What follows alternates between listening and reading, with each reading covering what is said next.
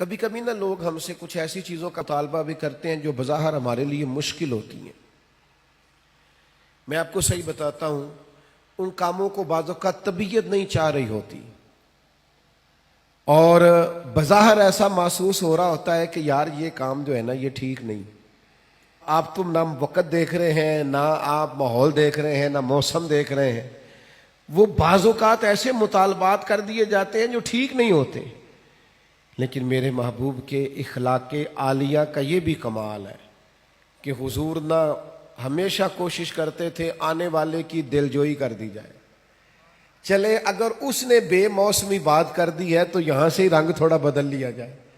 نبی پاک علیہ السلام جب فجر کی نماز پڑھ کے نکلتے نا تو حضرت انس بن مالک رضی اللہ تعالیٰ عنہ ارشاد فرماتے ہیں کہ مدینہ منورہ کے غلام اور لونڈیاں نا اپنے پیالوں میں پانی لے کے آتی تو پانی آگے کرتی کہ اس میں اپنا ہاتھ ڈبو دے. بخاری مسلم میں سیاستہ میں آپ کو حدیثیں ملیں گی. یعنی ان کا عقیدہ تھا کہ محبوب ہاتھ لگا دیں گے تو متبرک ہو جائے گا. اور حضور بھی امت کو یہ درس دے رہے ہیں اس عمل سے کہ واقعہ اس میں تبرک ہوتا ہے. نبی پاک کے دست مبارک سے لگی ہوئی شے متبرک ہوتی. نبی کریم صلی اللہ تعالی علیہ وسلم اپنا ہاتھ مبارک رکھ دیتے، ان کے لیے تبرک ہو جاتا، وہ گھروں کو لے جاتے.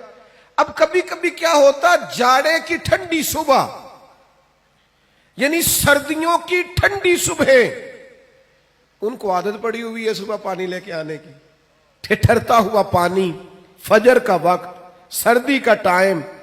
لیکن وہ غلام لا کے پیالے جیسے ہی آگے کرتے، حضرت انس بن مالک فرماتے ہیں میں سیدہ آمنہ کے لال پہ قربان جاؤں، کبھی ہاتھ پیچھے نہیں کیا، فوراً ہاتھ ڈبو دیتے.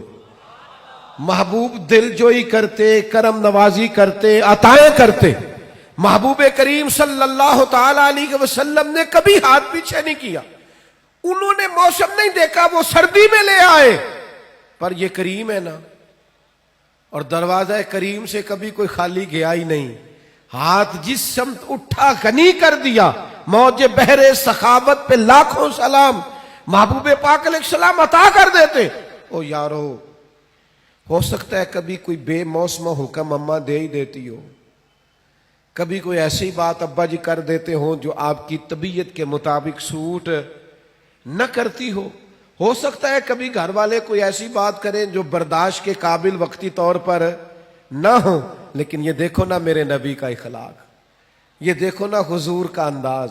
میلاد منانے والوں، محبوب کے نام پر نعرے لگانے والوں، اپنے مزاجوں میں وہ کشادگی بھی پیدا کرو.